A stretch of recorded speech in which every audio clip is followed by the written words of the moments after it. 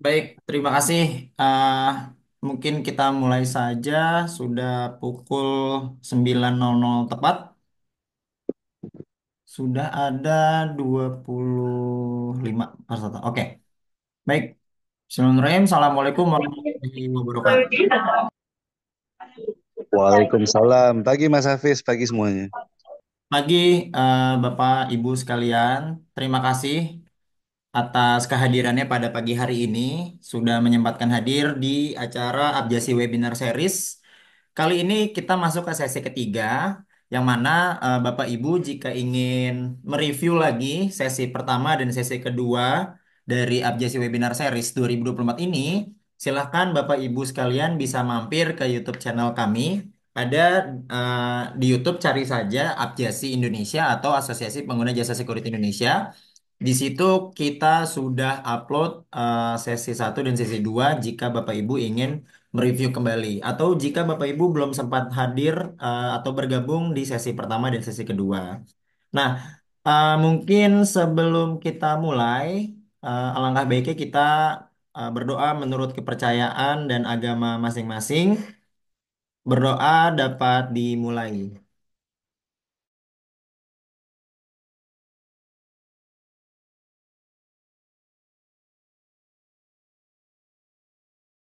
Baik, berdoa dapat diakhiri. Baik, Bapak Ibu sekalian, eh, hari ini kita akan membahas lebih lanjut lagi tentang bagaimana fundamental dari pengamanan perusahaan. Nah, di sesi pertama, jika Bapak Ibu sudah mengikuti, kita sudah tahu, kita sudah belajar, kita sudah mengetahui bagaimana peran penting manajemen perusahaan tentang keamanan di perusahaan itu sendiri. Nah, di sesi kedua kemarin kita membahas tentang bagaimana strategi yang tepat untuk menentukan eh, bagaimana strategi yang tepat untuk menentukan jumlah orang dalam pengamanan, jumlah device dalam pengamanan, dan juga beberapa hal yang terkait dengan strategi pengamanan. Nah, pada pagi hari ini Bapak Ibu kita akan membahas lebih dasarnya lagi, lebih basicnya lagi terkait dengan pengamanan perusahaan, yaitu fundamental pengamanan perusahaan yang akan dibawakan oleh Bapak Suwanata Gema sebagai security expert. Nah, mungkin kita akan menyapa dulu Bapak Suwanata Gema. Selamat pagi, Pak Gema. Halo, selamat Baik, pagi Pak Gema Mas dalam keadaan Hafiz. siap. Selamat pagi semua. Terdengar ya suara saya? Siap, kedengaran, Pak? Pagi, Pagi maaf terdengar. Iya, Siap. selamat pagi. Pagi, terdengar Pagi. jelas Pak Gema. Mas Bima, siap. Siap. Baik, oke. Terima kasih Pak Gema sudah bergabung bersama kami. Mungkin tanpa berlama-lama lagi, Pak Gema bisa langsung mengisi tentang fundamental strategi aktivitas pengamanan perusahaan pada pagi hari ini. Waktu dan tempat saya persilahkan. Oke, makasih Mas Hafiz. Sebentar ya, saya share. Izin Pak, ini udah di-share? Oh, udah di-share ya? Ya. Oke.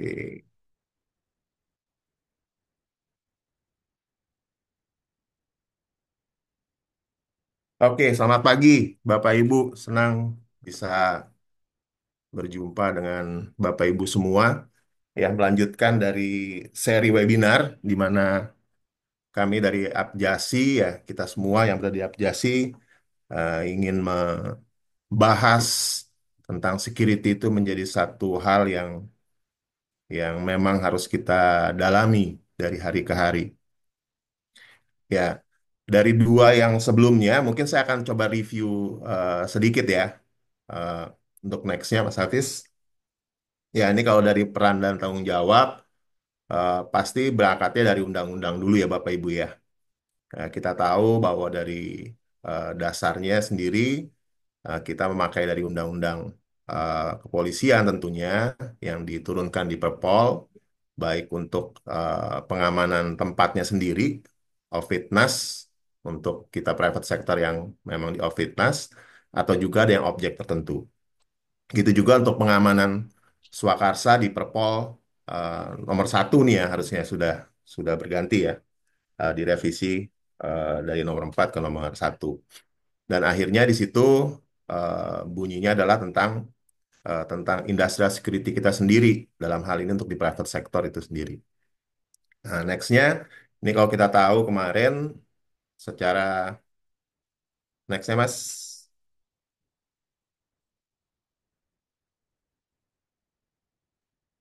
nah ini kalau secara detailnya ya, bahwa pengamanan swakarsa itu bicaranya adalah tentang satuan pengamanan itu sebagai pengemban fungsi dari kepolisian terbatas itu sendiri, di mana eh, kewenangannya itu sendiri mulai dari preemptif, preventif sampai dengan penindakannya sendiri di area kita. Nah, di mana dalam satuan pengamanan itu sendiri, ya tentu untuk bisa menjalankan itu ada syarat ya, yang kemarin yang sudah dijelaskan panjang lebar oleh Pak Roy di sebelumnya, yaitu dengan eh, ada dari Gada Pratama sampai dengan Gada Utama. Nah, ini yang kita harus memang sesuaikan di dalam private sector kita sendiri, karena pasti kita akan ada yang kita kelola sendiri maupun dari pihak ketiga. Nah, harapannya di next-nya, nah ini kan tujuannya ya Bapak Ibu ya. Kita sebagai perusahaan, di sini private sector itu sendiri, itu pasti punya tujuan. Ya, tujuannya adalah tidak lain, pasti kalau private sector bicaranya tentang profit. Nah, kalau kita mau profit, kita harus memastikan seluruh proses bisnis kita berjalan. Tidak boleh ada yang terhenti. Nah, ini baik dalam kondisi normal maupun dalam kondisi eh, emergensi tentunya. Nah, untuk mencapai tujuan itu sendiri, ada ketidakpastian pastinya ya, Bapak Ibu ya, yang kita akan selalu hadapi itu. Nah, berupa kalau kita kenal itu biasanya resiko yang ada itu bisa dari natural disaster atau bicaranya dari social disaster seperti pandemi kemarin gitu ya, ataupun yang paling eh, kental di kita di dalam pengamanan ini adalah di non-made disaster itu sendiri. Nah, resiko itulah yang harus kita kelola Bapak Ibu, di mana kita memiliki aset yang bisa dibilang terlihat dan juga tidak terlihat aset kita. Nah, itu terhadap ancaman dan juga kerentanannya. Supaya tadi tujuan dari perusahaan itu sendiri untuk memastikan proses bisnisnya itu tetap berjalan dan ujungnya adalah keuntungan bagi perusahaan itu sendiri. Nah, untuk mengolah itu, kalau dari undang-undang yang ada, kita sudah mengenal dengan sistem manajemen pengamanan tentunya. Kalau Bapak Ibu kenal ya, di sini beberapa udah ada yang Ofitnas eh, untuk menjalankan SMP ini sendiri. Ya, ada beberapa elemen memang di sana untuk mengelola resiko itu sendiri. Ya, mulai dari komitmennya, dari polanya, dari konfigurasi pengamanan itu sendiri, eh, dari standar kompetensi orangnya pastinya, dan juga pasti harus ada monitoring dan evaluasi, Bapak Ibu. Nah, ini yang perlu menjadi penekanan buat kita tadi, bahwa tanggung jawab pengamanan ini adanya eh, kita di perusahaan atau di private sector itu ada di pengelola itu sendiri. Jadi apabila kita menggunakan pihak ketiga, tetap kita sebagai private sector pengelola dari pengamanan itu sendiri itu yang mempunyai tanggung jawab untuk pengamanan. Nah, itu bisa dituangkan dilihat di eh, Perpol 7 itu sendiri bahwa pengelola adalah yang bertanggung jawab. Next-nya mungkin Mas Hafiz ada di situ. Ya, nah, jadi di Perpol 7 di 2019 di Dalam satu sendiri ya pimpinan itu berkomitmen dan bertanggung jawab untuk SMP. Berarti pengelola yang bertanggung jawab di sini. Uh, Kalau kita menggunakan dari pihak ketiga, tetap kita harus mengelola itu sendiri supaya pengamanannya tetap di bawah pantauan dan pengendalian kita. Karena aset itu ada di kita, Bapak Ibu ya, bukan di pihak ketiga. Aset perusahaan kita yang bertanggung jawab untuk menjaga itu semua. Nah, untuk itu, nextnya Mas Hafiz. Nah, untuk menjaga itu semua, pasti kita akan membuat eh, satu yang kemarin udah dijelaskan panjang lebar oleh pemateri kedua ya, Pak Leo, untuk membuat satu security risk assessment. Nah, security assessment itu sendiri, ini karena kita tujuannya adalah untuk memastikan proses bisnis itu berjalan, ya, security tidak bisa sendirian, Bapak Ibu. Ya, security harus melihat dari semua fungsi yang ada di perusahaan untuk bisa mengenali resiko apa saja di setiap bagian. Karena resiko itu akan melekat di tiap-tiap bagian itu sendiri. Dan kita secara pengamanan harus bisa melihat dan memitigasi dari bagian-bagian tersebut di dalam perusahaan. Nextnya, Mas Hafiz. Nah, untuk itu semua kita akan bicara untuk di 20-30 menit ke depan dari eh, sistem manajemen pengamanan yang sudah diterapkan di Perpol 7 untuk Outfitter dan Outfitness tadi. Apa sih yang menjadi dasar ya dari strategi aktivitas pengamanan sendiri? Yang pasti tahapan pengelolaan Bapak Ibu. Ya, tahapan pengelolaan sendiri itu kita mengenal tadi dengan PDCA. Secara best practice, ya, saya coba menggambarkan ini, PDCA ini bisa di P-nya itu adalah strateginya, planningnya, ya. Kalau di eh, D-nya itu akan banyak di operasional, bagaimana kita bisa menjalankan apa yang sudah kita rencanakan tadi, ya, baru di eh, corrective action-nya atau business viability-nya itu bicaranya adalah tentang monitoring dan evaluasi plus adalah perbaikan berkelanjutan. Jadi tahapan pengelolaannya yang harus kita kelola siklusnya adalah di PDCA. Nah, yang dikelola apa aja gitu ya? Dalam tadi kalau kita kenal adalah ada elemen-elemen juga di dalam SMP. Nah, ini dapat saya bagi ya itu dari 4 Bapak Ibu. Ya, jadi dimulai dari mekanisme, komitmen dan policy itu sendiri. Ya, baru people-nya, orangnya yang harus kita kelola. Nah, baru bicara yang ketiga adalah equipment. Equipment ini bicara adalah peralatan yang mulai dari hal yang paling sederhana sampai nanti di era sekarang ini kita sudah mengenal dengan digitalisasi atau teknologi yang terbarukan. Baru yang tidak kalah penting di sini adalah networking. Nah, bagaimana sih kita menjalankan itu semua? Ya, kalau kita lihat dari fungsi kepolisian terbatas sendiri, pasti ada pre dan respon. Ya, kita di private sector eh, bicara juga pasti ada post-nya. Ya, atau kalau misalnya terjadi hal-hal yang tidak diinginkan, ya recovery-nya seperti apa. Nah, sehingga dalam pengelolaan PDCA tadi, dari 4 tools yang tadi saya sebutkan sendiri, itu terbagi atas 3 fase tadi.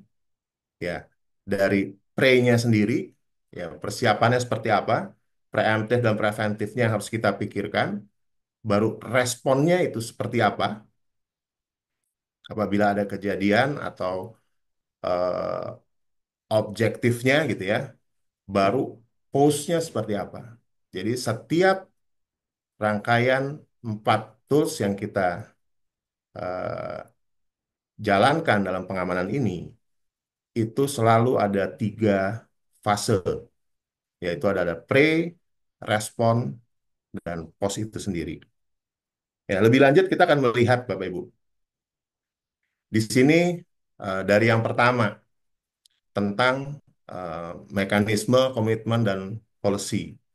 Ya, biasanya ya ini best practice yang ada di private sector ya Bapak Ibu ya. Ini bisa ditambahkan lagi apabila Bapak Ibu melihat di masing-masing perusahaan ada yang belum termaktub di sini. Tapi paling enggak ini adalah minimum dari apa yang dibutuhkan. Ya, di dalam mekanisme komitmen dan polisi ini, di pre-nya sendiri pasti kita akan mengidentifikasi dulu Bapak Ibu untuk isu-isu tadi. Ya, makanya keterlibatan dari faktor internal dari seluruh bagian ini akan sangat penting di fase ini. Kita bisa mengetahui, contoh misalnya, kalau misalnya di bagian keuangan gitu ya, yang tahu bahwa titik bolongnya di sana, misalnya tentang dokumennya sendiri, apakah itu bisa kececer, atau ada potensi-potensi resiko di dalam keuangan itu sendiri, itu dari bagian itu sendiri. Sehingga isu itu kita harus identifikasi bersama-sama secara internal dan juga eksternal. Nah, baru eh, kita juga harus lihat secara peraturan. Kita harus comply dengan peraturan-peraturan yang ada, Bapak Ibu. Sehingga kita harus ada persiapan di mana peraturan-peraturan apa sih yang setiap perusahaan itu yang harus penuhi. Nah, ini kan akan berbeda-beda, Bapak Ibu ya. Tergantung dari lini bisnisnya. Pasti ada peraturan-peraturan yang berbeda nantinya sesuai dengan lini bisnis kita masing-masing. Nah, baru setelah itu kita akan bicara ya polisinya apa? Ya, kita harus siapkan. Nah, policy apa? Draft policy-nya yang kita mau mau buat itu seperti apa? Dan tentunya policy ini dari pimpinan puncak yang nantinya mengadop semua bagian tadi. Nah, baru struktur organisasinya. Nah, untuk melakukan pengamanan tadi, ya, kita harus menentukan struktur organisasinya, pengamanan kita seperti apa. Sehingga nanti yang dihasilkan adalah kita akan memiliki security risk assessment. Nah, ini yang 2 minggu lalu ya Bapak Ibu ya, dibahas secara gamblang oleh Pak Leo ya, bagaimana menjalankan security risk assessment itu sendiri. Nah, ada juga lahir nantinya adalah security objektifnya. Apa yang menjadi eh, tujuan dari pengamanan itu sendiri dan pastinya dari mitigasi tadi ada program-program pengamanan perusahaan yang harus kita lakukan dan sifatnya yang penting dari hal ini adalah Bapak Ibu, dokumen ini adalah dokumen hidup ya kalau di SRA kemarin sempat disinggung ya karena program mitigasi itu dinamis bisa saja bahwa dengan adanya pergerakan dari isu tadi atau ancaman tadi itu mempengaruhi dari program yang sudah kita buat. Atau kita mengevaluasi mitigasi yang kita lakukan, programnya harus sudah berjalan kapan dan efektif atau tidak, sehingga perlu pengamanan berkelanjutan lagi atau memang hanya menjaga itu. Nah, di fase posnya, nah isinya adalah bicaranya mengenai dari survei, kepuasan pelanggan kita, monitoring tentunya Bapak Ibu. Ya, auditnya kita harus lakukan, ya. Nah, baru tindak lanjut perbaikannya, serta biasanya tinjauan manajemen yang harus dilakukan. Nextnya, Mas Hafiz. Ya, dari yang dijelaskan tadi bahwa gimana begitu pentingnya satu komitmen atau kebijakan, dan kebijakan itu untuk suatu rencana pengamanan dalam satu perusahaan. Karena kebijakan komitmen itulah yang akan mendasari kita dari pimpinan puncak sampai seluruhnya untuk bisa menjalankan itu. Setelah itu kita harus melakukan penilaian resiko tadi, ya, dari identifikasi ancaman internal, resiko internal maupun dari eksternal, eh, sampai dengan mitigasinya itu sendiri.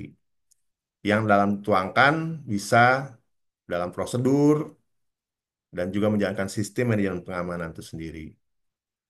Dan tentunya semua itu harus disosialisasikan ke perusahaan, ke dalam perusahaan, ke karyawan kita sendiri. Sehingga semua itu akan ada rasa memiliki dari program-program yang dijalankan. Nextnya, Mas Hafiz. Nah, ini yang kedua people, Bapak Ibu. Nah, people di seri Abjasi 2 minggu kemudian ini akan dibahas tuntas secara people ya Bapak Ibu ya. Jadi setelah fase tadi mekanisme komitmen dan policy tadi dengan SRA yang sudah dibahas 2 minggu yang lalu, 2 minggu ke depan kita akan secara detail untuk people ini sendiri. Karena people bicaranya ini sebenarnya dari fase rekrutmen itu sendiri sampai dengan dia pengembangan. Nah, dasarnya apa untuk pengembangan atau rekrutmen dari people itu sendiri? Pasti eh, dari security assessment tadi. Apa sih yang kita butuhkan untuk melakukan pengamanan? Sehingga pada saat kita membutuhkan program pengamanan tersebut, kita pasti butuh orangnya, spesifikasinya seperti apa. Makanya berangkatnya selalu kalau people ini untuk pengamanan dari security assessment itu sendiri. Pengamanan apa yang harus dilakukan? Bentuknya seperti apa? Strukturnya seperti apa? Sehingga kita akan menghasilkan apa? Menghasilkan ya pastinya SDM yang kompeten. Dan di sini juga karena kita biasanya ya di private sector itu sudah menggunakan pihak ketiga, BUJP di sini. Nah, sehingga kita perlu untuk melakukan pengolahan juga secara orang. Pengolahan dalam hal apa? Ya tadi, eh, dia punya kompetensinya, benarkah sesuai dengan apa yang sudah kita butuhkan tadi, ya. Dan yang keempat adalah tentang operasionalnya di lapangan sendiri seperti apa. Dan selalu di postnya adalah ya pengawasan, monitoring, inspeksi, ya kepuasan dari customer kita sendiri di internal ataupun eksternal kalau kita ada berhubungan dengan eksternal yang dituangkan di dalam eh, tindakan perbaikan berkelanjutan dan juga tinjauan manajemen yang biasa dilakukan di dalam perusahaan itu sendiri. Nah, di people sendiri, next Mas. Ya ini kalau dari pelatihan satuan pengamanan yang pasti, walaupun kita tadi memiliki apa dengan pihak ketiga, ya pastikan bahwa pihak ketiga itu sendiri sudah sesuai dengan pelatihan yang ditetapkan. Ya, ini sebagai dasar ya, ada Gada Pratamanya, Gada Madianya. Ya, ini ditandakan dengan KTA-nya ya Bapak Ibu ya. Biasanya di dalam pelaksanaan kita ya ini yang harus dijaga betul nih. Karena kewenangan itu sendiri akan ada apabila KTA-nya ada. Ya, kalau tidak berlaku ya berarti kewenangan itu nggak berlaku. Sehingga secara kemampuan ataupun kewenangan tadi dia tidak memiliki. Ya. Dan bisa juga kita lengkapi untuk di satuan pengamanan di dalam kita sendiri yang kalau kami di sini menyebutnya organik gitu ya di perusahaan. Nah, ini kita juga bisa lengkapi sesuai dengan eh, kebutuhan kita. Paling enggak kalau kita eh, sebagai manajer pengamanan ya kita pasti akan memiliki gada utama untuk pelatihan sesuai dengan Perpol itu sendiri. Nah, di luar itu sebenarnya bisa disesuaikan. Ya, ada beberapa pelatihan-pelatihan spesial. Ya, contohnya misalnya ini untuk yang port ya, itu ada tentang Port Facility Security Officer. Ada juga misalnya eh, tentang CPTED kalau kita mau bicara pengamanan areanya gitu ya. Jadi di luar dari yang tadi Gada Pratama sampai dengan Gada Utama itu, ya di dalam pengembangan orang kita harus lihat kebutuhannya. Sehingga kita harus siapkan pelatihan-pelatihan yang memang sesuai dengan bidang kita, sesuai dengan kebutuhan kita. Dan selalu pelatihan tersebut tidak hanya berhenti di sana, ya kita harus melakukan penyegaran Bapak Ibu. Ya, karena kesiapsiagaan kita tadi kan kalau pengamanan ada keadaan normal dan emergensi ya. Kalau keadaan normal kan kita taunya kalau ada kejadian gitu Bapak Ibu, ya itu jangan sampai ya. Sehingga pelatihan penyegaran ini penting ya, sehingga kita bisa memantau atau kesiapsiagaan dari pengamanan kita ini selalu tersedia. Dan tentunya tadi di dalam pengembangan people, nah ini security awareness ini sangat penting Bapak Ibu. Karena security nggak bisa hanya dari kita sebagai organisasi pengamanannya. Tetapi kita harus menularkan itu dimulai dari pribadinya masing-masing Bapak Ibu. Sehingga security awareness ini sangat penting. Kita bisa dengan metode blast email sekarang atau blast WA ya atau kita taruh itu sebagai awareness awareness di di komputer atau di mading kalau secara manual. Atau bisa secara activity di mana awareness tentang security itu terus digaungkan. Nah, nextnya, nah ini bicara tentang yang ketiga, tentang equipment. Atau kita sering sebut biasanya device gitu ya Bapak Ibu ya. Tapi kenapa saya lebih memilih di sini equipment? Karena memang perlengkapan ini eh, beragam ya. Kalau device itu kan bicaranya hanya tentang digital saja gitu ya. Tapi equipment pengamanan, peralatan security ini beragam, beragam dari manual sampai dengan yang canggih. Nah, di dalam equipment ini ya selalu berangkatnya tadi Bapak Ibu, dimulai dari risk assessment. Kebutuhannya seperti apa sih? Ya, itu dari risk assessment kita, dari ancaman kita, mitigasinya seperti apa. Mungkin ada yang membutuhkan CCTV-nya yang lebih canggih dengan FR seperti itu, atau memang dia surveillance saja sudah cukup. Atau yang pernah kemarin saya coba lihat ya, ada yang menggunakan peralatannya adalah pendeteksi kalau di pintu masuk dalam perkantoran itu untuk bom, dibilangnya. Tapi ada juga dia mengendalikannya karena dari security assessment itu sendiri menyatakan bahwa eh, dengan cara luasannya sendiri gitu ya, terus jalannya sendiri dibikin ada satu barrier berupa bundaran sehingga dia nggak melihat itu penting dideteksi dengan peralatan yang canggih tadi. Nah, itu tergantung Bapak Ibu, tergantung dari eh, security assessment kita bunyinya seperti apa. Sehingga dari SRA yang kita buat tadi, kita bisa bicara tentang ketersediaan dari infrastruktur kita sendiri untuk melaksanakan pengamanan. Ya, tentunya ada pengelolaan pihak ketiga juga untuk di operasionalnya juga untuk pengamanannya sendiri, untuk di equipmentnya, dan juga di operasional lapangan. Dan pastinya secara posnya ya monitoring Bapak Ibu, monitoring perbaikan terus-menerus, evaluasi itu yang selalu harus menjadi rohnya kita juga gitu ya. Sehingga apa yang kita lakukan itu efektivitasnya bisa terjaga. Nah, nextnya kita coba belajar di sini tentang equipment tadi. Jadi kalau equipment itu Bapak Ibu ya, ini gambaran misalnya dalam satu area gitu ya.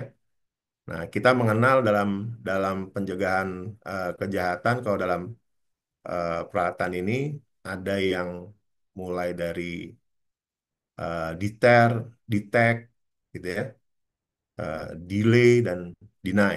Contohnya misalnya eh, orang di perimeter ada yang membuat dengan pagar ya, pagarnya bermacam-macam ya sesuai dengan lininya sendiri ya.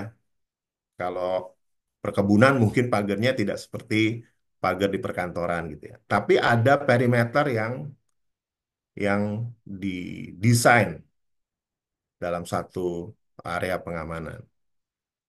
Dan juga di sini kalau kita lihat bisa saja di dalam pagar itu sendiri ada yang dilengkapi dengan apa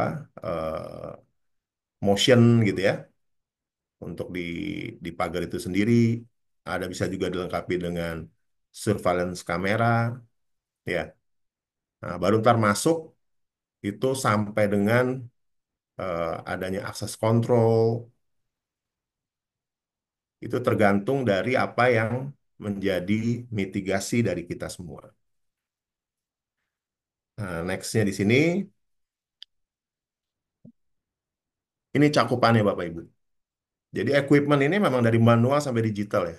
Mulai dari pagar, kalau perlengkapannya ada borgol, tongkat semuanya, ada video surveillance, kita mengenal dengan visitor management, ya. Jadi kalau bertamu sendiri, orang sudah bisa di manage dan bisa dipilah, dia harusnya bisa kemana saja. Ya, ada alarm, intrusion alarm apabila ada tadi motion bisa yang tidak sesuai, ya dia akan alert, ya kan, sampai dengan eh, kita sudah menggunakan AI tadi untuk di eh, face recognize untuk di CCTV. Nah, ini kalau kita bisa lihat Bapak Ibu tadi secara detail misalnya di perimeter luar. Ini biasanya best practice-nya di perimeter luar ini ada yang menggunakan di next saja Mas Hafiz. Nah, setelah pagar ini ada yang biasanya dia menggunakan lagi yang parkir ya. Nah, parkir ini sendiri ada yang manual ya atau portal ini ya, ada yang manual, ada juga sudah mengenal dengan plat ya, pengenalan plat. Jadi mulai dari yang palang manual sampai dengan plat pengembangannya di dalam security sendiri. Nah, di perimeter luar ini biasanya juga untuk detail tadi ya Bapak Ibu ya, itu dilengkapi dengan penerangan biasanya ya. Sehingga orang kalau mau mau masuk di dalam keadaan terang itu akan mengurangi atau membuat niatnya itu eh, dan kesempatan itu jadi hilang karena terang benderang. Dan ada juga yang kalau luas ya Bapak Ibu ya, pagar yang dikelilingi luas itu ada juga yang memakai tadi di beberapa titik tadi dia memakai intrusion alarm untuk bisa melihat apabila ada penerobosan masuk gitu ya. Sehingga kita tidak perlu ada penguatan di sisi dalamnya, misalnya dengan eh, orang di sana. Nah, baru setelah masuk dari luar, ini biasa ada di perimeter dalam ya Bapak Ibu ya, di halaman ya, di parkiran, di halaman sebelum kita masuk ke dalam eh, gedung utama, ya, atau ruang utamanya sendiri. Nah, ini biasanya best practice-nya memang sekarang kita sudah melakukan dengan surveillance CCTV gitu ya. Dan ada beberapa juga ada sudah mulai dipasang dengan intrusion alarm tadi. Ya, Eh, pastinya lampu ada di sana dan ada beberapa yang sudah bisa dilakukan dengan akses. Jadi ada penukaran akses baru bisa masuk ke dalam area ini. Nah, ini lebih kurang sebenarnya tergantung dari mitigasi kita masing-masing Bapak Ibu di perusahaan. Kebutuhannya seperti apa? Nah, ini hanya sebagai contoh ya. Jadi dalam perimeter dalam itu dibutuhkan CCTV, alarm, penerangan pastinya. Nah, setelah masuk dari perimeter dalam, Bapak Ibu, biasanya kita akan masuk ke dalam lobi ya, lobi kantor atau pabrik. Nah, biasanya ada di sini untuk penerimaan tamunya. Nah, di sini ada beberapa yang sudah menggunakan nextnya Mas Hafiz. Ya, ini udah ada yang menggunakan mulai dari akses pasti ya, Bapak Ibu ya, untuk bisa masuk nantinya bertemu dengan orang yang akan ditemui dengan kepentingannya. Nah, biasanya juga sudah mulai bisa dipasang ini dengan face recognize, ya, pengenalan wajah.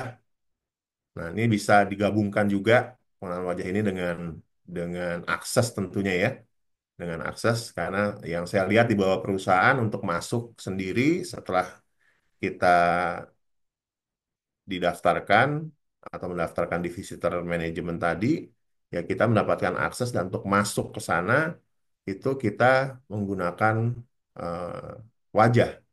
Ya, beberapa saya sudah menemukan itu untuk di zona terbuka ini sendiri. Nah, baru biasanya di dalam perusahaan kita mengenal adanya zona terbatas ya Bapak Ibu ya. Nextnya, Mas Hafiz. Nah, zona terbatas ini ya tergantung dari eh, perusahaan kita ya. Ada yang kalau misalnya pabrik ya mungkin ini ruang produksinya gitu ya. Kalau yang memang bentuknya hanya office, ya berarti ruang kerjanya office. Atau misalnya di tambang kah atau di produksi-produksi yang di luar ini adalah ruang produksinya ya. Ada ruang-ruang produksinya yang memang pasti terbatas. Hanya karyawan-karyawan tertentu yang mempunyai akses ke sana. Dan biasanya ya akan dilengkapi dengan pengamanan tadi akses door-nya atau akses untuk masuknya, CCTV itu sendiri ya untuk melihat pergerakan dan juga untuk intrusion alarm itu sendiri. Nah, baru yang paling dalam lagi adalah zona tertutup, Bapak Ibu. Ini biasanya benar-benar hanya orang-orang tertentu. Nah, ini contohnya kalau saya kasih contoh bisa aja kayak misalnya ini ruangan server ya. Atau kalau di pabrik itu dia ada juga ruangan untuk drawing. Ya, ruangan drawing itu kan kalau misalnya dia ada untuk desain apa segala macam itu jadi ruangan tertutup. Tidak boleh sembarangan orang. Nah, masing-masing di lini bisnis mungkin bisa ada ruangan-ruangan lain ya yang memang jenisnya adalah sangat-sangat rahasia atau sangat-sangat berbahaya ya bisa dilakukan sabotase gitu ya atau hal-hal yang tidak diinginkan. Genset ini termasuk ya Bapak Ibu ya. Karena kalau untuk listrik itu biasanya ruangan listrik ini diberlakukan sebagai zona tertutup. Nah, ini karena orangnya tertentu. Nah, ini eh, biasanya tadi ada pengenalan wajah, akses terbatas yang bisa masuk sana, dan biasanya tidak boleh membawa kamera kah, ya, atau peralatan-peralatan lainnya harus ditinggal. Ini untuk di zona tertutup itu sendiri. Nah, itu yang dari equipment, Bapak Ibu. Nah, baru yang keempat, nah ini yang sebenarnya menjadi pengembangan kita juga untuk pengamanan. Ya, ini sebenarnya baik ke dalam maupun keluar. Memang kita akan bicaranya lebih banyak ke ring satu, Bapak Ibu ya. Di mana perusahaan kita pasti punya tetangga, Bapak Ibu ya. Ya, punya tetangga. Even kita ada di kawasan industri sekalipun, ya, kalau di pabrik ya, kebetulan saya juga punya pengalaman di pabrik. tetap kita akan punya hubungan keluar ya dengan eh, masyarakat di sekitarnya, ya pasti dengan aparat. Nah, dalam networking ini ya balik lagi kita pasti harus melihat dari security risk assessment ya Bapak Ibu. Ya, sehingga kita bisa mitigasi apa yang kita butuhkan. Stakeholder kita seperti apa, programnya seperti apa. Nah, selalu berangkatnya dari eh, risk assessment yang ada. Sehingga kita bisa melakukan program-program yang pas atau mengena. Nah, mengenai networking ini sendiri, saya coba angkat di sini, Bapak Ibu. Next-nya, Mas Hafiz.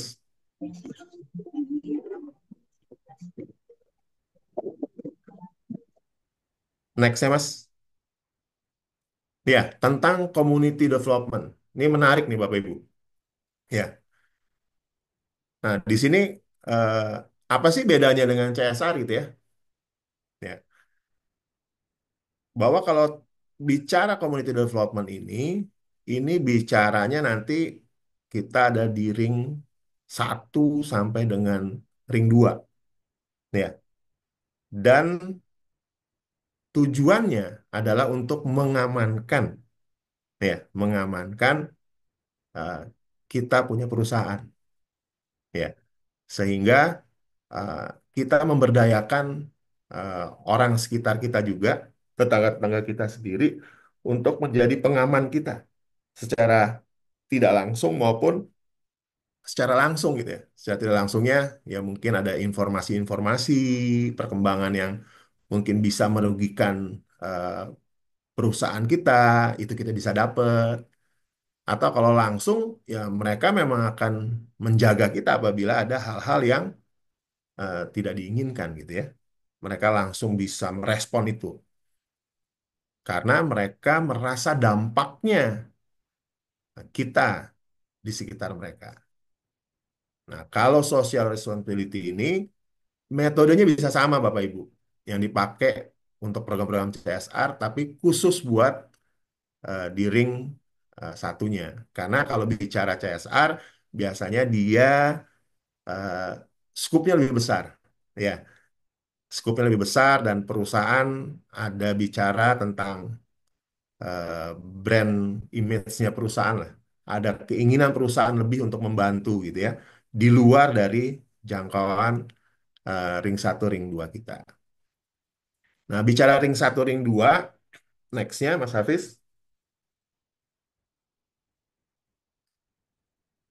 Nah, ini ada dari Crime and Prevention yang ditulis oleh Bapak Sapam kita gitu ya. Di sini dibagi secara ring gitu ya untuk community development itu sendiri.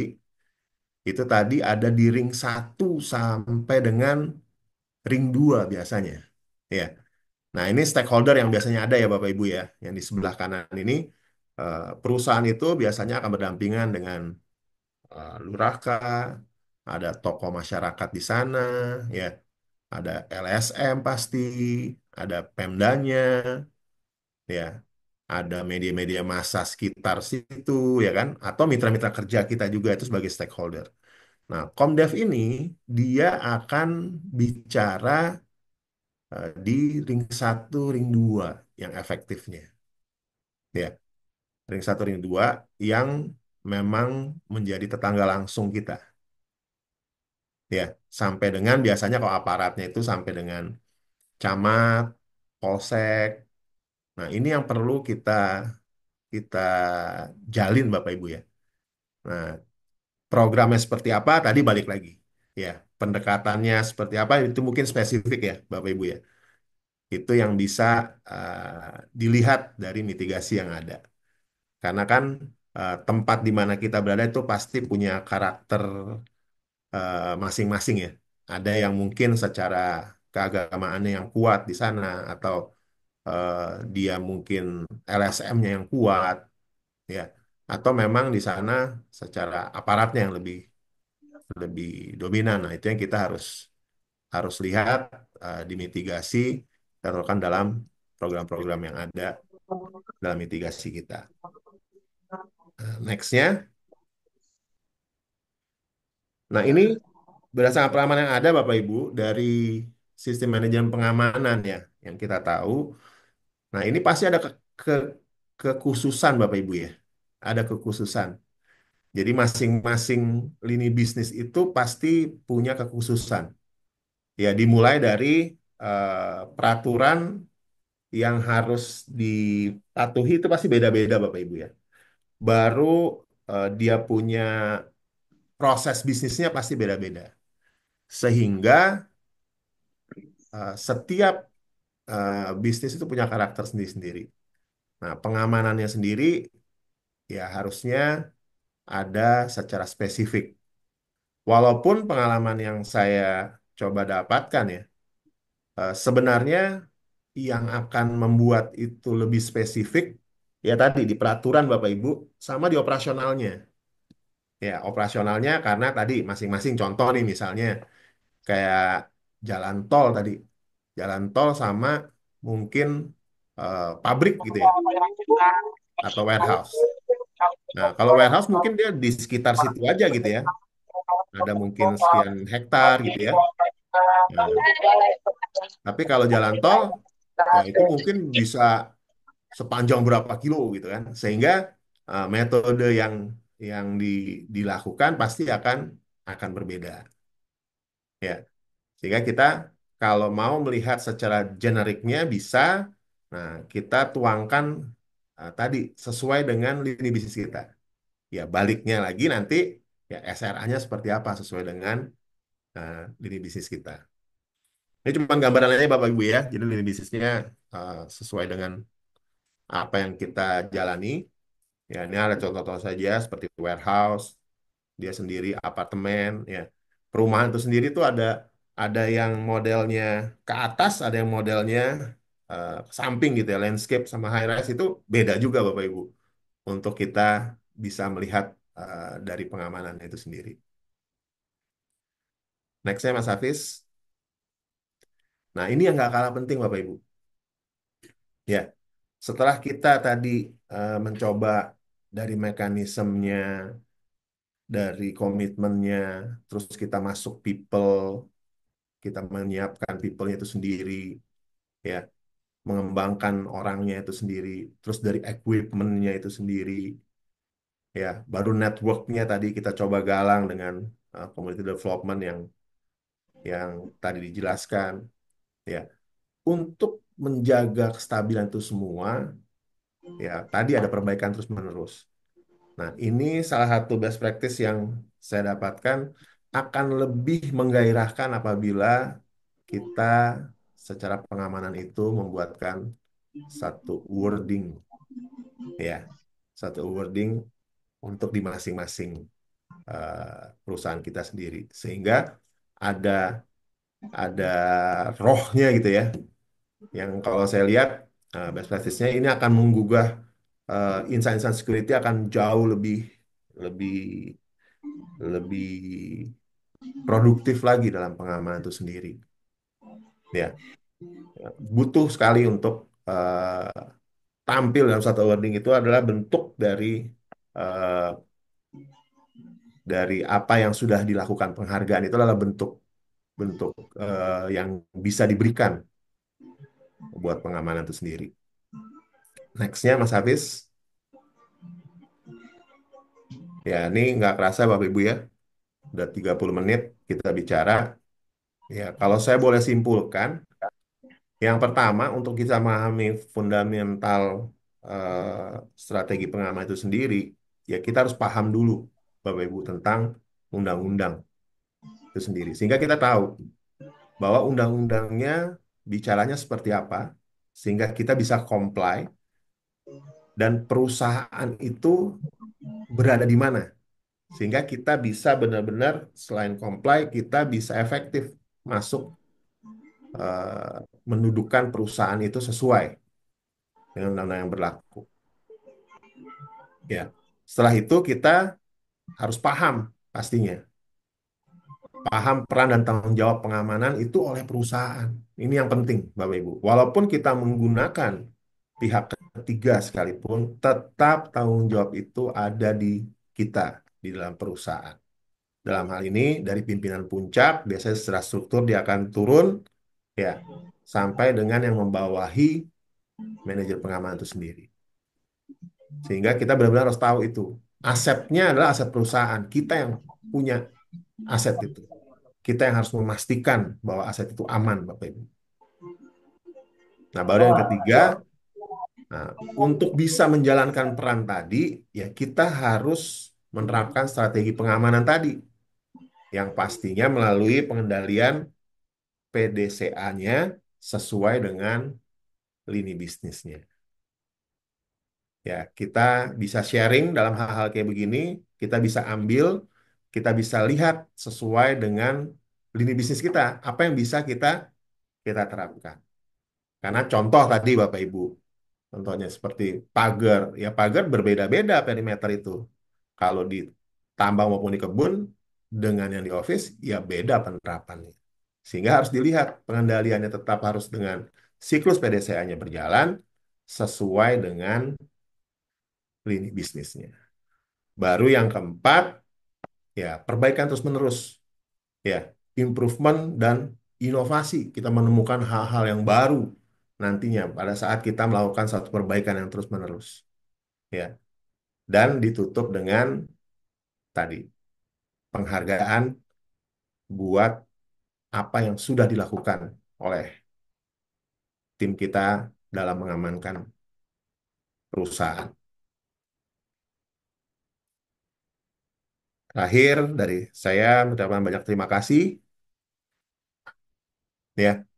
Kalau saya kutip nih, kalau dari John F. Kennedy, katanya kita if you want to walk fast ya sendiri gitu ya. Tapi kalau mau kita ini jalannya jauh, kita bersama-sama ya kan, mengembangkan ini semua, ya harus jalannya barengan Bapak Ibu. Nah, ini menarik nih. Dari Paro ini saya ngutip nih. Ya.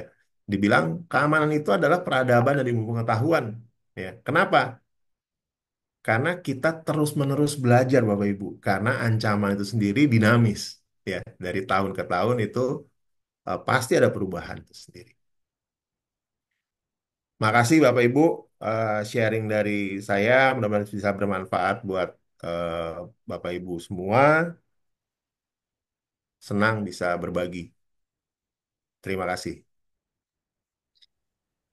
Baik, terima kasih Pak Gema atas sharing-sharingnya 1 jam lamanya. Ini sangat amat daging semua ya Pak Gema isinya. Mungkin Bapak Ibu sekalian yang ingin bertanya atau ingin diskusi dengan pemateri kita pada sesi 3 hari ini, aku buka kesempatan untuk 3 orang penanya. Mungkin bisa lewat chat atau mau langsung bertanya. Monggo Bapak Ibu silahkan. Pak Gema izin, Pak Gema boleh tanya menurut Oh, Bapak silakan Gema. Pak Rudi. Wah, udah nembak aja nih. Gini. Ini Pak Gema ini sih menyangkut people ya. Cuma kan ini kan mengenai regulasi-regulasi dari pihak kepolisian sendiri ya. Kan sebenarnya kan seperti pelatihan Gada Pratama. Gada Pratama itu kan 232 jam ya. Sementara yang kalau dulu dulu saya kan pernah ikut Gada Pratama Pak. Itu dulu kan kita 1 bulan full gitu ya Pak ya. Nah, sedangkan sekarang kan Gada Pratama tuh hanya 5 hari. Ya, kalau kita lihat kan dari sini kan sebenarnya kan pendidikan dasar mereka itu kan sangat dibutuhkan. Eh, Bisa nggak kita masuk ke dalam apa ke regulasi dari kepolisian itu sendiri? Ya kan karena kan kita juga pernah apa? Saya juga pernah diskusi sama teman-teman di Sigap bahwa ya itu memang regulasi dari Polda seperti itu baru di jadi kita nggak bisa ikut ya. Ya hanya hanya 5 hari kan kalau saya lihat kan 5 hari itu kan saya rasa untuk dasar-dasarnya sangat sangat sangat minim sekali gitu Pak Gima. Gimana ya Pak Gima kira-kira apa untuk kedepannya supaya apa rekan-rekan kita ini di apa yang Gada Pratama ini bisa lebih apa memahami mengerti sebenarnya apa sih ya, walaupun karena gini, bagaimana kalau mereka sudah terjun di lapangan kan kayaknya agak susah juga nih untuk apa, untuk diberikan masukan-masukan gitu ya, karena Ya. mereka udah terbiasa dengan pekerjaan mereka gitu. Itu sih bagaimana mungkin salah satu yang apa saya apa pikirkan gimana caranya untuk bisa ke depannya lebih apa, teman-teman di lapangan ini khususnya anggota bisa lebih mengerti perannya mereka seperti apa sebagai. Demikian bagaimana? Terima kasih. Ya, thank you, Pak Rudi. Ya, terima kasih Pak Rudi. Monggo bisa langsung dijawab Pak Gema, silakan. Iya, Pak Rudi. Jadi kalau tadi bicara regulasi, Pak Rudi. Kalau regulasi pasti ada dasarnya ya, ditetapkan sebuah regulasi. Bahwa tadi ada yang eh, tadinya waktu belajarnya itu sampai dengan sekarang itu jadi lebih singkat. Ya, regulasi itu pasti ada dasarnya, Pak, bahwa pemantapan itu apa, sehingga dibutuhkan lebih singkat, mungkin secara metode pengajarannya, ya kan, materinya dipadatkan, itu pasti diatur. Saya percaya itu ada dasarnya itu. Hanya balik lagi, Pak, kita sebagai eh, perusahaan gitu ya, sebagai pengguna yang merasakan gitu ya, oh ternyata kok kurang gitu ya. Atau kita melihat belum memadai gitu ya. Nah, itu kita bisa masuk tadi, Pak, untuk penambahan tadi. Kalau kita ada, ini tergantung lagi ya, Pak Rudi ya. Ada yang misalnya dia memang mengalokasikan itu untuk budget itu sendiri. Nah, itu bisa dilakukan penambahan itu sendiri, ya kan, untuk pengetahuannya. Tapi sebenarnya yang lebih efektif, kalau menurut saya itu, tadi Pak, awareness itu sendiri gitu ya. Awareness itu sendiri itu juga berlaku bukan bukan untuk si siapa, bukan untuk si karyawan yang bukan pengamanan ya, tapi untuk di orang pengamanannya sendiri, people-nya sendiri, itu bisa dilakukan eh, awareness yang lebih lebih sering, tapi eh, tidak waktu lama gitu Pak ya. Kalau training kan kita mungkin harus duduk 1 jam gitu ya, tapi dia dikenalkan Pak. Ini salah satu clue-nya gitu ya. Misalnya dia di satu pos ya, dia menjaga di satu pos atau di satu ruangan, dia mengamankan tadi ada di zona mana. Nah, apa yang harus diamankan itu, awareness itu diulang, Pak. Ya, diulang. Dengan cara apa? Dipaksa untuk dia sebelum memulai tugas, kenali dulu apa yang menjadi kelengkapan dia bertugas, gitu ya. Nah, apa yang harus diperhatikan. Ya. Kalau menurut saya itu efektif sekali, Pak. Ya, karena saya melihat malah ini bukan dari pengamanan, Pak. Saya belajar waktu itu melihatnya di pabrik, ya kan? Di pabrik dia harus mengendalikan satu peralatan yang tidak boleh miss lah gitu ya. Nah, sama pengamanan kita juga ada prosedur-prosedur atau hal-hal kemampuan tadi yang sudah dilatihkan tadi bisa dia ingat gitu kan ya. Dia bisa lakukan. Nah, itu diulang, Pak, sebelum melakukan tugas, di tengah tugas. Nah, kalau menurut saya gitu, Pak. Itu yang cara paling sederhananya ya. Ya, kalau memang kita punya punya keleluasaan lebih, nggak ada salahnya bahwa kalau kita melihat bahwa kemampuannya itu kita masih kurang sesuai dengan SRA tadi ya, Pak. Dari SRA itu kan kita butuhnya seperti apa sih? Ya, nah, kompetensinya dia tuh, wah ternyata dengan apa yang sudah ada ternyata masih kurang. Ya, kalau kita punya allowance untuk itu, nggak ada salahnya kita eh, lakukan tambahan atau refresh tentang keilmuan itu. Gitu Pak Rudi. Jadi kita bisa lihat dari yang keleluasaan kita ada di mana gitu ya. Karena kan masing-masing punya punya punya ini ya beda-beda ya Pak ya. Ya, ada yang punya keleluasaan bisa untuk oh ya udah sekalian aja tambahin. Nah, tapi kalau misalnya kita mau dorong itu dalam keseharian, dalam awareness tadi itu Pak. Ya, sebelum mulai ya di tengah ada briefnya gitu ya, sehingga mereka benar-benar eh, mengetahui apa yang harus dilakukannya di situ. Seperti itu, Pak. Saya bagaimana? Iya. Ya karena saya juga agak agak sedih-sedih aja gitu kalau ngeliat kadang-kadang kadang-kadang teman-teman yang baru turun gunung nih saya tanya cuma apa sih tugas pokok satpam, itu banyak yang nggak ngerti gitu loh. Ya. Terus ada teman-teman yang udah kerja di kantor juga gitu ya, udah di lapangan saya tanya tugas satpam apa? Apa yang Hmm. kamu udah dapetin sekarang? Ya itu dan saya udah bisa apa ngerapin parkir apa segala macam. Lah saya bilang kamu satpam bukan bukan tukang parkir saya bilang. Itu yang kadang-kadang jadi ini juga buat buat kita juga sih ya di Siap, siap, lapangan Pak. situ. Ya terima kasih Pak Gema Sama-sama, masukannya. Pak Rudi. Terima kasih. Ya, sukses ya, Pak. Ya Pak, sehat-sehat selalu Pak. Baik, Sehat selalu. terima kasih Pak Rudi atas pertanyaannya. Terima kasih Pak Gema. Terima Ini kasih. ada lagi yang bertanya dari kolom chat, eh, Bapak Tomin Rohiana. Wah, ini Pak Tomin ini eh, rajin nih Pak nih, ikut sesi 1, 2, 3 nih. Paling Baik, aktif seperti itu ya, Mas. baik. Izin bertanya, saya Tomin Rohiana. Bagaimana strategi keamanan untuk mengatasi ancaman seperti ancaman terorisme atau ancaman adanya demo anarkis? Kebetulan tempat saya bekerja di bidang pelayanan dan sebegitu banyaknya aset yang harus kami jaga dan amankan. Terima kasih. Nah, mungkin Pak Gema bisa sharing bagaimana sih Pak cara strategi keamanan untuk mengatasi ancaman seperti teroris dan juga demo anarkis menurut Pak Gema. Silakan Pak Gema. Iya, Pak. Pak Tomin ya. Betul Terima Pak. kasih, Pak Tomin. Ya, pertama kalau tentang demo ya, Pak. Tentang demo. Demo ini bisa macam-macam ya, Pak.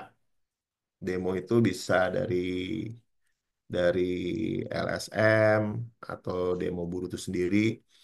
Nah, yang pasti kalau dalam strategi pengamanan kita, kita harus punya protapnya dulu ya, Pak. Apabila pelaksanaan terjadi demo, kita harus seperti apa. Nah, itu kita harus tahu dulu. Dan kalau dalam mengatasi demo itu sendiri, kita harus tahu peran dan tanggung jawab kita. Kita nggak bisa di luar, Pak, di luar pagar. Ya, itu adalah tanggung jawab wewenangnya kepolisian. Ya, kita ada di dalam area kita. Nah, menariknya bagaimana mengatasi demo gitu ya, Pak. Ya, kalau demo sendiri atau unjuk rasa itu ada undang-undangnya, Pak. Ya, jadi sebenarnya ya kita tadi nguatin di dalam. Tapi kalau perencanaannya sendiri, ya kita bisa, kalau dari area sekitar ya Pak, area sekitar tadi dengan network tadi Pak, ya bagaimana kita menjalin komunikasi baik dengan aparat, baik dengan sekitar, ya. Dengan adanya program-program tadi yang kita buat, ya harapannya tadi menjadi pengamanan kita yang secara langsung maupun tidak langsung. Tidak langsungnya seperti apa ya tadi? Karena program-programnya sudah mengena, Pak, sudah mengena sehingga mereka ada keengganan untuk masuk. Ya, jadi dari hubungan, Pak, yang dibina. Hanya tidak disarankan tadi transaksional ya, Pak. Transaksional tuh tadi ya wani piro gitu kan. Ya, itu jangan. Karena kalau seperti itu bukan strategi, Pak. Kita jadi ATM nantinya. Ya, tapi digalangnya adalah dengan program. Kalau untuk demo itu sendiri. Nah, kalau tadi naik ke arah terorisme, Mbak, ya kalau terorisme apa yang kita harus lakukan? Ya, karena kan itu bisa saja terjadinya dari luar maupun ya jauh-jauhin. Itu dari dalam kita gitu ya. Sehingga strateginya adalah pengawasannya, Pak. Kalau orang luar sebenarnya enak. Tadi kita udah punya perimeter ya, Pak. Udah ada tahapan-tahapannya tadi tuh mulai dari masuk, ya kan? Terus mulai dari halaman perkarangan. Nah, itu yang kita harus bisa mendetek ya. Kalau pelakunya itu dari luar, ya. Tapi kalau itu dari dalam, ya pengawasan tadi Pak di orang, ya pengawasan di orang kita.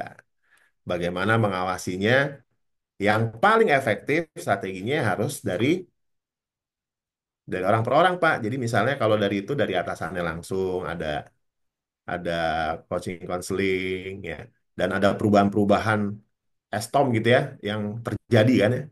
Itu yang kita harus tahu. Sehingga mengatasinya tadi kita harus punya protapnya juga, Pak. Ya, intinya kalau terorisme tadi, kalau dari dalam itu pengawasan di dalamnya sendiri. Ya, mulailah dari hal-hal yang paling kecil gitu ya. Misalnya terjadi hal-hal yang intoleran apa segala macam. Nah, itu yang harus harus mulai ditindak. Nah, biasanya kerjasama tuh Pak. Makanya tadi hubungannya dengan bagian lain ya, terutama di bagian HC kalau kita bicara tentang orang, ya. Sehingga pengawasan itu yang harus melekat. Seperti itu Pak. Kalau untuk strategi dari mengatasi demo maupun yang terorisme ya, secara secara umum seperti itu. Kalau yang demo itu bisa tadi tuh Pak, dengan pendekatan Komdev juga tuh bisa. Yang terorisme juga bisa sebenarnya. Kalau misalnya ada di lingkungan kita ya, orang-orang yang tersebut ada di lingkungan kita, dengan kita program yang mengena, hubungannya kita itu baik, ya kan, dengan program-program yang kita lakukan, nah itu akan mendapatkan info-info itu terlebih dahulu. Gitu Pak Tomin. Pak Tomin dari mana ya Pak?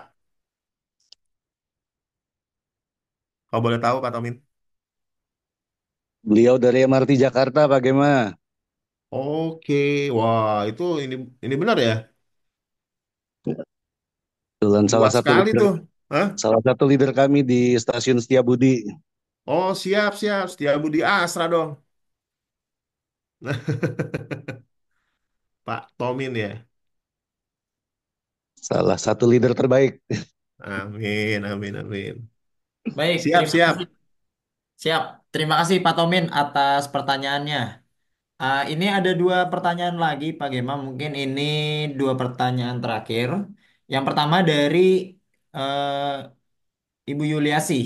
Selamat pagi, mohon izin bertanya bagaimana cara atau strategi paling tepat untuk memastikan seluruh kegiatan termonitor dan terkendali dengan baik oleh tim security untuk mencegah terjadinya fraud baik dari sisi internal maupun ancaman dari eksternal.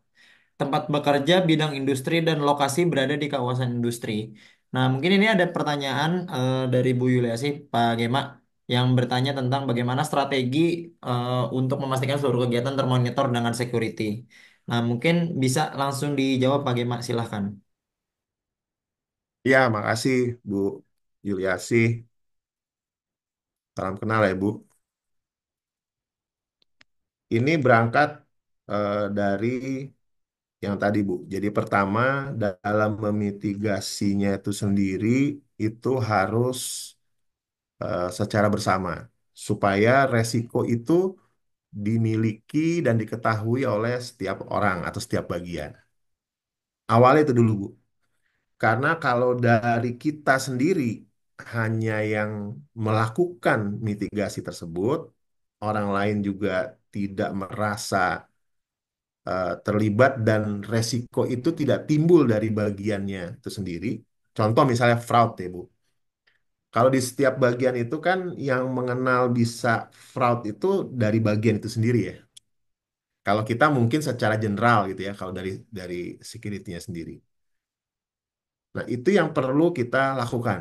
Makanya kenapa didorong dalam pembuatan SRA itu sendiri, ya untuk resiko itu ada dari setiap bagian.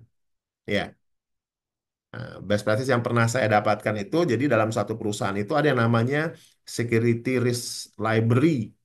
Ya, jadi resiko-resiko apa dari setiap bagian. Nah, mereka akan tulis tuh. Ya, nah, kalau mereka ada tulis resikonya, dalam hal ini fraud, ya pencegahannya apa? Nah, monitoring yang efektif adalah eh, setiap bulannya ada evaluasi, setiap minggunya ada evaluasi dari bagian yang bersangkutan juga maupun dari kita, dari pengamanan. Ya, itu yang bisa kita lakukan. Ibu. Nah, sama penanganannya seperti apa apabila terjadi hal-hal yang tidak diinginkan dan bagiannya kita perannya di mana. Itu yang perlu dituangkan dalam protapnya sendiri. Karena yang namanya gangguan itu sendiri, ya sebaik apapun kita melakukan mitigasi, pasti tetap bisa saja terjadi. Nah, yang terpenting adalah setelah kita memitigasi, mengurangi atau meminimalisir resiko tadi, ya apabila terjadi, karena kan tetap ya kita udah pagarin seperti apa, kalau namanya ada niat dan kesempatan tadi, ya bisa jadi. Nah, kita melakukan tindakannya seperti apa? Yang paling efektif adalah kita melakukannya bersama dulu, Bu Yuli. Setelah kita melakukan bersama, masing-masing memiliki bahwa, oh iya resikonya ada di saya nih begini loh. Harusnya begini. Nah, kita ngontrolnya dengan monitoring kita, mengingatkannya itu jauh lebih enak karena mereka merasa bahwa mereka memiliki itu juga. Sehingga secara perusahaan kita bisa menjaga secara keseluruhan. Itu Bu Yuli. Kalau untuk strategi yang efektif gitu ya untuk mengendalikan itu. Baik, terima kasih Pak Gema. Bu Yuli mungkin sudah terjawab ya Bu Yuli ya. Bu Oke. Yuli dari mana Bu? Saya salam kenal Pak Gema, saya dari Genero Pharmaceutical Cikarang, Bapak. Oh, Cikarang mana Bu? Jababeka 2, Pak. Oh, iya iya iya iya. Terima kasih Pak untuk penjelasannya. Ya, terima Baik, kasih Ibu. siap. Terima kasih Pak Gema. Terima kasih Bu Yuliasih. Ini ada lagi satu pertanyaan dari Pak Bambang Setioko yang sudah raise hand. Mungkin bisa langsung saja Pak Bambang ingin ditanya seperti apa ke Pak Gema. Silahkan Pak Bambang. Ya, terima kasih Bapak. Cukup menarik dari Pak Gema ya. Jadi sebenarnya Ya, Pak Bambang. nggak bertanya sih Pak Gema, tapi sharing aja ya Pak ya. Siap, Barangkali siap. apa, karena ini merupakan ajang yang cukup positif ya bagi kita sebagai praktisi security, barangkali punya pengalaman yang berbeda atau menambah Ya, wawasan daripada itu yang pertama. Yang saya menanggapi terkait dengan ancaman huru hara dan terorisme. Ya, dalam artian itu adalah merupakan hasil daripada risk assessment ya Pak Evas ya. Risk ya, assessment kita yang kita lakukan, kemudian kita akan outputnya adalah terkait dengan risk registernya kita. Apakah menjadi suatu ancaman utama atau menjadi ancaman yang second atau big three lah ya, big three atau big five tergantung daripada masing-masing perusahaan menempatkan resiko itu 5 resiko utama atau 3 resiko utama. Nah, tadi terkait dengan menjawab juga terkait dengan isu apa namanya penyuapan ya atau tadi kembali lagi kalau dasarnya adalah dari perusahaan itu harus punya pedoman. Demikian juga terkait dengan terorisme, terkait dengan huru hara itu harus punya pedoman. Pedoman apa sih yang punya dari pihak perusahaan? Kalau terkait dengan penyuapan, berarti pedoman terkait dengan sistem anti penyuapan, baik. Ya, SMAP. Tapi kalau terkait dengan terorisme dan huru hara, pasti prosedurnya apa yang bisa dilakukan. Dikarenakan di dalam prosedur ini nanti akan timbul terkait dengan rencana kebutuhan kita, ya kebutuhan kita dari segi manpower, device maupun paling utama adalah biaya. Kadang-kadang security itu terbentur dengan biaya, Pak Gema. Ya, ya, karena kan silakan. ada isu bahwa security itu ngabisin duit ya, maksudnya ngabisin duit karena bukan produksi, tapi support. Tapi kalau semangat kita yang sekarang kita galakkan adalah bahwa security part of business, bukan beban bisnis, tetapi bagian daripada bisnis. Tidak ada security maka tidak akan bisa berjalannya produksi tersebut atau kelangsungan perusahaan. Itu yang perlu diterapkan di dalam perusahaan. Ya, terkait dengan tadi terorisme, kembali lagi isunya apa? Isu terorisme itu tidak hanya bom atau penembakan atau enggak ya, tapi kembali lagi ada namanya radikalisme, ada namanya istilahnya penggalangan dana. Nah, itu perlu dilakukan mapping ya, dilakukan mapping bekerjasama dengan intelijen atau mungkin dengan kegiatan seperti ini Pak Kema. Jadi kondisinya kita bisa saling sharing ya. Ya, Kalau misalnya kita melihat terkait dengan beberapa kejadian terakhir kan ada namanya salah satu perusahaan BUMN karyawannya terkena radikalisme, terus kemudian ada betul. namanya beberapa terorisme yang menggunakan transportasi umum, ya, kemudian ada beberapa hal juga. Nah, ini juga perlu diwaspadai. Terkait juga kalau kita belajar dengan yang di Lampung, itu adalah terkait dana, ya. Sehingga ada namanya security campaign dalam suatu perusahaan, yaitu anjuran kita tidak membatasi terkait orang untuk beribadah atau apa namanya Hilang melakukan donasi. suaranya Pak Bambang. Terdengar Bapak? Hilang ya Mas Hafiz ya? Suaranya Pak Bambang. Enggak, Pak. Ada, Pak. Oh ada ya? Oh sayanya berarti yang hilang. Iya iya. Ya, Siap. saya lanjutkan. Jadi ada juga terkait dengan penggalangan dana. Salah satu penggalangan dana itu ada isu yaitu terkait kota amal. Ya, kota amal itu ada kota amal yang berupa yatim piatu.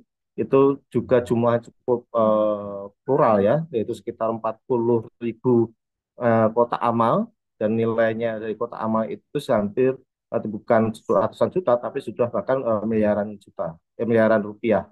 Nah, di sini kondisinya adalah ada namanya security campaign, ya, dianjurkan bahwa kondisinya para Hmm. jemaat yang mungkin sholat Jumat atau apa dihimbau untuk memberikan namanya donasi itu kepada masjid yang ada di situ. Nah, ini apa bagaimana kepekaan daripada manajemen pengamanan dalam satu perusahaan untuk menilai resiko yang ada di dalam perusahaannya dia. Termasuk juga tadi bagaimana kalau misalnya intruder radikalisme di dalam. Nah, kita kerjasama dengan Haji ya karena pengamanan ini adalah suatu tanggung jawab bersama. Dan bagaimana Haji bisa melakukan namanya tindakan seperti halnya background check. Ya, background check apakah untuk semuanya? Seharusnya untuk semuanya, tetapi kadang-kadang terkendala dengan biaya. Ya, makanya kita bisa mapping tuh di mana suatu jabatan atau suatu job desk yang mempunyai namanya critical. Ya, Ya. jabatan sepertinya direktur, manajer itu critical. Tapi kalau yang posisi jabatan misalnya ditempatkan di ruang control room, di ruang yang critical, nah itu perlu dilakukan namanya background check. Karena apa? Kembali lagi terorisme akan main di sistem manajemen dan tempat yang kritikal. Dan ini sudah terjadi di beberapa perusahaan, bahkan BUMN sendiri pun terlibat, bukan terlibat, termasukin radikal daripada ini.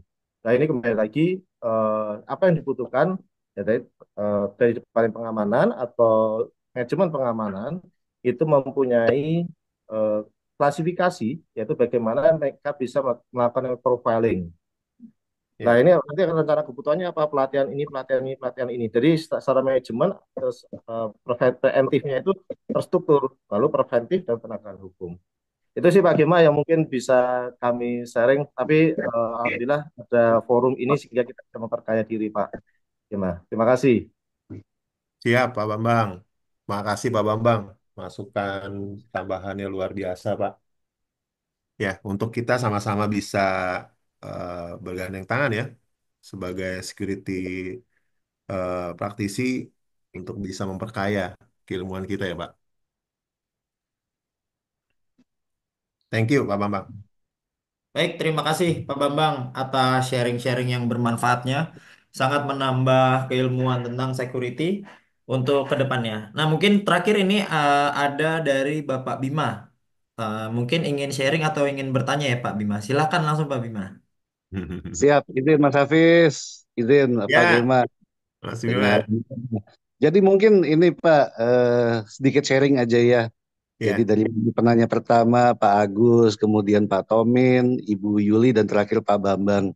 Hmm. Jadi mungkin kalau bisa kami simpulkan itu pertanyaan-pertanyaan akan mengkerucut ke awal nih, ke awal dalam arti begini. Hmm. Ini harusnya dimulai dari manajemen ya. Manajemen tuh Ya. harus komit. Manajemen harus komit, mereka harus mempunyai policy, perusahaan-perusahaan tersebut harus punya policy khususnya tentang keamanan. Ya. Nah, dari manajemen yang komit ini nanti akan mempunyai atau membuat suatu peraturan-peraturan yang sekiranya bermanfaat dan tepat guna. Ini juga untuk sekaligus sebagai penentuan key person yang akan diduduki pada posisi pengamanan. Karena dalam polisi tersebut bisa disebutkan pengamanan atau security is everybody business. Bukan hanya tanggung jawab dari Departemen Pengamanan itu sendiri ataupun dari BUJP-nya yang ada. Jadi ini Ya. adalah concern kita semua. Lalu kemudian yang apa selanjutnya mungkin ini menambahkan sedikit dari Pak Tomin tadi dari mana MRT Setiabudi ya. Oke. Kalau misalnya untuk apa terorisme untuk ini dan mungkin sedikit melengkapi dari Pak Bambang barusan. Pak Bambang nih sepertinya apa pengetahuan masalah terorismenya luar biasa nih. Kita harus banyak belajar dari dia. Ya, jadi kalau misalnya di tempat kami itu kan kita sudah apa lakukan berbagai macam tindakan dari mulai preemptif, kemudian preventifnya, lalu ke gakum atau represif.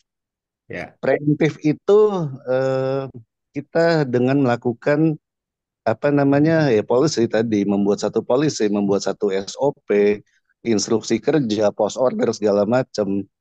Lalu kemudian dilanjutkan dengan tahap ke preventif. Tahap preventif itu lebih konkret ya, lebih nyata dan sudah berwujud. Seperti koordinasian di internal, koordinasian di luar, melibatkan CSR, apa untuk ke masyarakat, apalagi tempat-tempat kerja yang memang berhubungan dan langsung bersinggungan dengan masyarakat itu perlu diinikan di apa diatensi. Lalu kemudian juga untuk apa namanya gakumnya atau represif. Apabila demo memang terjadi atau misalnya memang tidak bisa dicegah, ya bagaimana itu koordinasian kita ke kepolisian, sekali lagi ke stakeholder setempat, tetangga-tetangga kita, bagaimana cara kita menyatu, terus kemudian langkah-langkah apa yang bisa diambil, apakah sudah sesuai untuk ininya, apa namanya, rencana ketika terjadi ini ya, ketika terjadi demo, ketika terjadi riot, ya. sudah apa applicable atau belum di tempat kerja. Nah, dan mungkin yang apa mempersingkat waktu juga, yang terakhir ya terorisme itu ya bisa datang dari mana saja, baik internal maupun eksternal. Ya itulah tugas kami di pengamanan tuh untuk selalu mengupdate situasi, terus kemudian untuk apa namanya ya bertukar apa inilah bertukar informasi dan apa selalu membuat yang namanya analisa. Demikian Pak Gema, tanpa berpanjang lebar. Terima kasih banyak, Idrin. Siapa? Menarik nih. Nanti eh, ditunggu kopi daratnya berarti ya, Mas Hafiz Siap, ya. benar. Nah, nah, Siap. Abjasi kopi darat nih. Betul, Under Pak. gathering kita. Ini Hah? banyak banget antusias dan sharing-sharing. Mungkin kita harus kopi darat secara offline ini, Pak. Secepatnya ini, Pak. Untuk Oke, kita oke. ngobrol lebih lanjut ya, Pak Bima ya. Siap, Mas Hafiz. Siap. Siap, siap. Siap, terima kasih banyak Pak Bima atas sharingnya. Lagi-lagi menambah keilmuan kita tentang security, kita harus bagaimana berperan dan bertanggung jawab untuk keamanan di perusahaan. Oke, mungkin karena waktu yang sangat singkat, eh, mungkin tadi penjelasan dan sharing dari Pak Bima sebagai penutup dari sesi 3 webinar Abjasi Series 2024 ini. Jangan lupa Bapak-Bapak, Ibu sekalian, mengisi link absensi yang sudah ada di kolom chat karena hanya yang mengisi link absensi yang akan mendapatkan sertifikat. Juga Bapak Ibu sih bisa menyaksikan sesi pertama dan sesi kedua dari Abjasi Webinar Series 2024 sebelumnya di channel YouTube Abjasi. Bapak Ibu bisa cari Asosiasi Pengguna Jasa Security Indonesia atau Abjasi Indonesia. Mungkin cukup sekian dari saya mewakili pengurus Abjasi. Dan mungkin Pak Gema ada statement terakhir atau yang ingin disampaikan terakhir sebelum kita tutup untuk sesi kali ini. Ya, sekali lagi makasih Bapak Ibu semua untuk bisa meramaikan diskusi kita ya di webinar yang ketiga dari series ini. Ya, harapannya di forum ini sendiri kita bisa menambah ilmu, bertukar pikiran, ya, memberikan wawasan baru juga, menambah wawasan, sehingga kita bisa betul-betul menjadi insan security yang mengembangkan security tadi dari hari ke harinya jauh lebih baik lagi. Ya, ditunggu untuk 2 minggu kemudian ya, kita akan webinar lagi dan harapannya ya kita bisa kopi darat dan kita bisa lebih aktif lagi untuk bisa eh, sharing ini dan bisa berbagi untuk mengamankan kita punya area tadi. Makasih semuanya. Baik, terima kasih Itu Pak Gema atas closing Terima statementnya. kasih Pak Gema.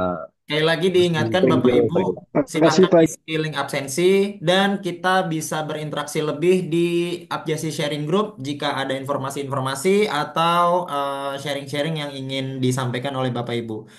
Oh ya, untuk informasi terakhir, 2 minggu ke depan dari mulai hari ini kita akan ada webinar series selanjutnya. Jadi Bapak Ibu tetap stay di Abjasi Sharing Group di WhatsApp group kita. Nanti semua informasi akan disampaikan di sana. Baik, terima kasih atas perhatiannya. Salam sehat, salam aman untuk kita semua. Assalamualaikum warahmatullahi wabarakatuh. Selamat pagi. Salam Selamat sejahtera pagi. untuk kita semua. Waalaikumsalam Selamat warahmatullahi pagi. Malam. wabarakatuh. Tunggu kopi daratnya Pak Gema. Siap, kita kopi darat. Ditunggu Siap, Pak Pak Gema Rudi. kopi daratnya. Secepatnya Oh, Mas kita Heru di mana lu jambulnya? Ih, apa? itu itu orang mana tuh Pak Gema? Mas Heru, Pak Heru. Beda itu rambutnya. Siap, siap. Oke, oke. Izin live ya. Siap. Izin, izin. Siap. Izin. Gini Wah. gini aja Mas Bro.